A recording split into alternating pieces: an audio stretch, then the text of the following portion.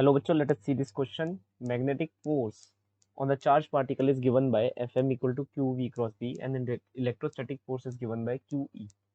A particle having a charge of q equal to 1 coulomb and mass 1 kg is released from the rest at the origin. There are electric and magnetic field given by electric field as 10 I cap Newton Coulomb for x equal to 1.8 meter and magnetic field as minus 5 k cap Tesla for x equal to 1.8 to 2.4 meter. A screen is placed parallel to YZ plane at x equal to 3 meter. Neglect the gravity forces. यहाँ पर हमें कहा जा रहा है कि अगर आपका एक्स वाई जेड एक्सिस है, so this is your X axis, this is Y and this is your Z axis. 1.8 से लेकर 2.4 तक मैग्नेटिक फील्ड ऑफ -5 के कैप टेस्ला एग्जिस्ट कर रही है. That is into the plane of paper ये magnetic field exist कर रही है. तो मैं यहाँ into the plane of paper लिख देता हूँ. Magnetic field is existing. Electric field of 10 i cap that is 10 newton per coulomb in the i cap direction is existing from x equal to 0. ठीक है, ये एग्जिस्ट कर रही है, तो इस डायरेक्शन में ये इलेक्ट्रिक फील्ड एग्जिस्ट कर रही है. हमसे क्या कहा जा रहा है? मैग्नेटिक फोर्स एक चार्ज पार्टिकल पर इतनी लगती है, इलेक्ट्रिक फोर्स एक चार्ज पार्टिकल पर इतनी लगती है. जो चार्ज पार्टिकल है उसका चार्ज 1 कूलाम्ब है और जो उसका मास है वो क्या है? 1 किलो है. हमने एक स्क्रीन को at X equal to 3 place कर दिया. At a coordinate X equal to 3 हमने क्या करा? एक स्क्रीन यहाँ पर प्लेस कर दी. We have to neglect any gravitational forces in the problem. कोई भी gravitational force in the problem हमें नेग्लेक्ट करनी है. स्क्रीन की ओरिएंटेशन वाई जेड प्लेन है, तो ये वाई है, ये जेड है. तो जो स्क्रीन होगी वो ऐसे ओरिएंटेड आपको दिखेगी in the Y Z direction. इस क्वेश्चन में पूछ रहा है Y coordinate of particle where it collide with the screen is 0.6 √3 - 1 upon √3, 0.6 √3 + 1 upon √3, 1.2 √3 + 1 fourth, 1.2 √3 - 1. So let us begin with the solution. इस सॉल्यूशन के अंदर हम हर कुछ निकालेंगे. The Y coordinate of the particle at which it is hitting the screen, the velocity which with the particle is hitting the screen, and the time taken by the particle to hit the screen.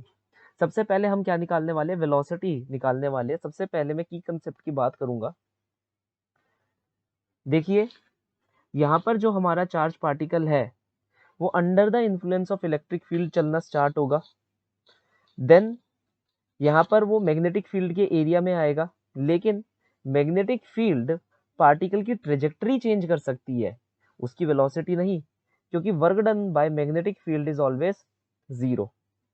Then यहाँ से निकलकर वो हमारी screen को tackle out करेगा. तो सबसे पहले हमें ये पता चला कि मैग्नेटिक फील्ड वेलोसिटी में कोई ऑल्टरेशन नहीं लाएगा, सिर्फ और सिर्फ इलेक्ट्रिक फील्ड लाएगा.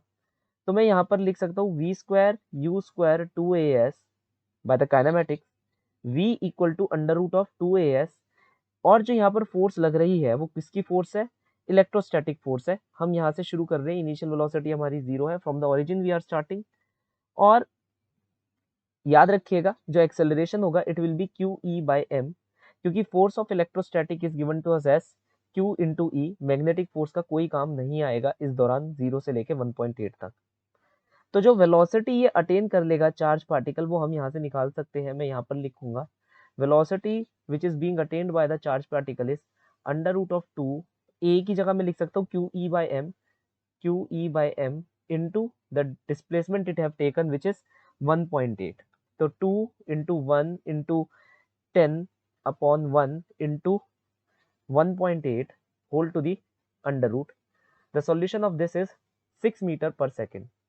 तो हमें ये पता चला कि वेलोसिटी हमारी कितनी निकल कर आ रही है? 6 मीटर पर सेकेंड निकल कर आ रही है. देन अब हम बात करेंगे हमारी दूसरी चीज की. जब ये चार्ज पार्टिकल इस मैग्नेटिक फील्ड से गुजर रहा होगा. देखिए जब ये चार्ज पार्टिकल मैग्नेटिक फील्ड से जाएगा तो मैं एक और की कंसेप्ट का यहाँ पर यूज करूंगा. That is if the region of the magnetic field is less than the radius of the charge particle, तो जो चार्ज पार्टिकल होगा वो डिफ्लेक्ट करके ऐसे डिफ्लेक्ट होकर ऐसे बाहर निकल जाएगा। आप यहाँ पर देख पा रहे हैं डी की वैल्यू कितनी है, 2.4 minus 1.8 that is 0.6। Radius of the charge particle का फॉर्मूला होता है mv अपॉन क्यूबी। तो यहाँ पर हम mv अपॉन क्यूबी को इवेल्युएट कर लेते हैं, m है 1। Velocity of the charge particle जो एंटरिंग वेलोसिटी है हमारे को कितनी दे रखी है, हमने कितनी निकाली है, 6 अपॉन में charge is 1 unit only and the magnetic field is 5, so the answer is 1.2। तो ये तो बड़ी है। तो मुझे पता चला हमारा चार्ज पार्टिकल ऐसे आधा सा पौना सा छोटा सा सर्कल काटते हुए निकल जाएगा। इस सर्कल की जो रेडियस होगी वो कितनी है, 1.2। यहाँ पर से मैं एंगल निकाल सकता हूँ, जितनी देर के लिए चार्ज पार्टिकल यहाँ पर रहा वो एंगल मैं यहाँ पर निकाल सकता हूँ। हमें पता है ये 1.2 है, हमें पता है ये 0.6 है, तो sine of angle theta is 0.6 upon 1.2 that is 1/2 that is angle theta is 30 degree. मुझे ये पता चला ये एंगल थीटा कितना है, 30 डिग्री। तो मैं ये वाला कोऑर्डिनेट निकाल सकता हूँ, मेरी ये वाली लेंथ निकाल सकता हूँ। Late us say that this length is PO। सो ये PO जो लेंथ होगी ये मेरे पास कितनी निकल कर आएगी, if this thing is the radius which is 1.2 and मैं ये कह सकता हूँ कि ये देखिए ये 30 डिग्री का एंगल है, तो ये मेरे पास कितना निकल कर आएगा यहाँ से, ये वाला इफेक्टिव डिस्टेंस जिसकी मैं बात कर रहा हूँ, it will B R cosine of angle theta. So PO will be capital R। ये पूरी यहाँ से यहाँ तक की मैं एक बार यहाँ पर नेमिंग आपको डालकर बता देता हूँ, कभी आप कंफ्यूज हो जाए। Late us say this is x1, this point is x2, this point is x3। ठीक है सर। तो x1 से x2 की दूरी क्या है, हमारी रेडियस r, क्योंकि ये सर्कल ही तो चल रहा है अभी यहाँ से x2 से लेकर o तक का, ये सर्कल की एक r की तो है। तो x1 से x2 की दूरी r है, x1 से x3 की दूरी क्या है, r cos थीटा। आपने जस्ट इस वाले r को यहाँ पर प्रोजेक्ट कर दिया अलोंग दिस लाइन, तो ये आ जाएगी r1 minus cosine of angle theta. अब हम इसे इवेल्युएट करेंगे, 1.2 1 minus cosine of angle theta is under root 3/2 that is 0.62 minus under root 3। तो हमें PO की वैल्यू आ गई। अब हम यहाँ पर देखेंगे कि यहाँ पर ये कितना y कोऑर्डिनेट ऊपर और चला गया। देखिए ये चलेगा, ये टकराएगा और यहाँ टकराएगा, इसके लिए हमें इस एंगल की जरूरत पड़ेगी। हमें पता है जो एक सर्कल होता है उसकी रेडियस और टेंजेंट हमेशा 90 डिग्री का एंगल बनाती है सर। तो इसी की कंसेप्ट का हम यहाँ यूज करेंगे। ये वेलोसिटी वेक्टर इस जो ये आर्क आ रही है इसके परपेंडिकुलर होगा, तो ये हो गया इसके परपेंडिकुलर। दैट इज मैं ये कह सकता हूँ कि रेडियस और इस वेलोसिटी वेक्टर के बीच में एंगल है 90 डिग्री। अगर ये एंगल 30 डिग्री है तो ये वाला एंगल क्या हो जाएगा हमारा, it will B, look this angle is 30 degree so this will be 60 degree. ये होल क्या है 90, यहाँ पर से ध्यान से देखिए ये भी क्या है 90 है, ये क्या है 90, तो ये क्या हो जाएगा 30 डिग्री। अब यहाँ पर से मैं एक और नेक्स्ट कलर लूंगा, यहाँ पर ये वाला जो ब्लू ब्लू कलर में मैं आपको दिखा रहा हूँ, ये ये भी 90 डिग्री है, ये भी हमारा क्या है 90 डिग्री है। तो अगर ये 30 डिग्री है तो ये कितना हो जाएगा, ये हो जाएगा 60 डिग्री। अब अगर ये 60 डिग्री है तो फिर से ये वाला हमारा 90 डिग्री आ गया, ये टोटल 90 डिग्री आ गया, तो ये हमारा कितना हो जाएगा 30 डिग्री। तो at the end of the day ये जो थीटा एंगल यहाँ पर आ रहा है it is also 30 degree, this was also 30 degree. मैं एक बार फिर से आपको फेयर एनफ तरीके से यहाँ पर सिखा देता हूँ। देखिए x1 OA एंगल होगा 90 डिग्री, क्योंकि हमेशा रेडियस और टेंजेंट के बीच में जो एंगल आता है वो 90 डिग्री है, और जो वेलोसिटी वेक्टर है वो रेडियस के टेंजेंट पर होगा, मतलब हमें हमारे सर्कल के टेंजेंट पर होगा, सॉरी जो ये वेलोसिटी वेक्टर होगा हमारे सर्कल के टेंजेंट पर होगा, दैट इज जो रेडियस के परपेंडिकुलर ये हमेशा एक्ट करेगा, ये हमें पता होना चाहिए। देन यहाँ पर आप देख रहे हैं x1 x3 पॉइंट और O, x1 x3 पॉइंट और O, ये एंगल है 90 degree, this is angle 30 degree, so this will be angle 60 degree. तो मैं ये कह सकता हूँ angle x1 O x3 is 60 degree. That's why मैं ये कह सकता हूँ एंगल FO FO, और ये जो x3 जा रहा है बिल्कुल ऐसे स्ट्रेट लाइन ऐसे जा रहा है, FO x3 ये कितना है हमारा 90 डिग्री, देखने से ही पता चल रहा है। तो angle F O X one कितना हो जाएगा 90 माइनस 60 दैट इज 30 डिग्री। तो ये आ गया हमारा 30 डिग्री। अब हमें पता है एंगल एक्स वन ओ ए पॉइंट है जहां पर ये हिट कर रहा है, कितना है 90 डिग्री।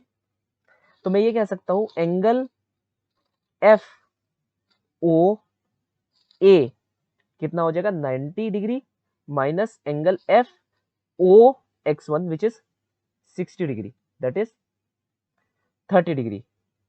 सॉरी 30 डिग्री है, ये 30 डिग्री है, sorry, then it will be 60 degree.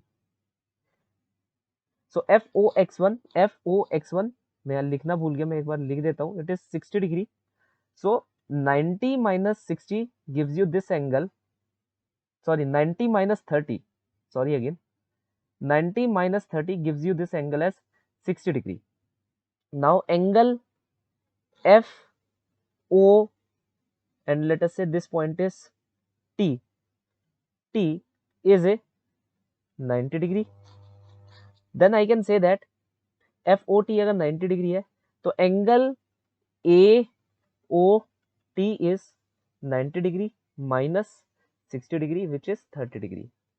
तो यहाँ पर हमारे पास ये आ गया 30 डिग्री। ये वाली लेंथ देखिए 2.4 and 3 final minus initial that is 0.6। ये वाली लेंथ अब हम निकाल सकते हैं कैसे, tan 30 डिग्री से। तो tan 30 degree that will be equal to x, let us say this is x upon 0.6।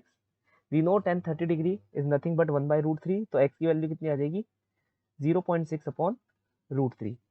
तो जो हमारा नेट y कोऑर्डिनेट हमारे पास निकल कर आ रहा है वो कितना निकल कर आ रहा है, ये 0.62 माइनस √3 प्लस 0.6 1 अपॉन √3, दोनों को हम यहाँ पर ऐड कर देंगे, we will be getting 0.6 1/√3 plus 2 minus √3। Then we have to solve it, और शैल आई से सिंप्लीफाई इट। तो सिंप्लीफाई करने के बाद हमें क्या मिलेगा 0.6 1 प्लस 2 माइनस यह क्या बनेगा, sorry 1 plus 2√3 1 plus 2√3 minus 3 upon में √3। यहाँ पर से देखिए ये बनकर आ रहा है मेरा 2√3 माइनस 2 अपॉन √3 0.6। 2 मैं यहाँ से कॉमन ले लूंगा, तो अगर मैं 2 यहाँ से कॉमन ले रहा हूँ तो 2 मैंने यहाँ से कॉमन ले लिया, दैट विल बी √3 माइनस 1, और 2 बाहर आके 0.6 से मल्टीप्लाई हो जाएगा that is 1.2। So this is our y coordinate 1.2 √3 minus 1 upon √3. So based upon the following analysis, I can say that option number 4 is the correct option.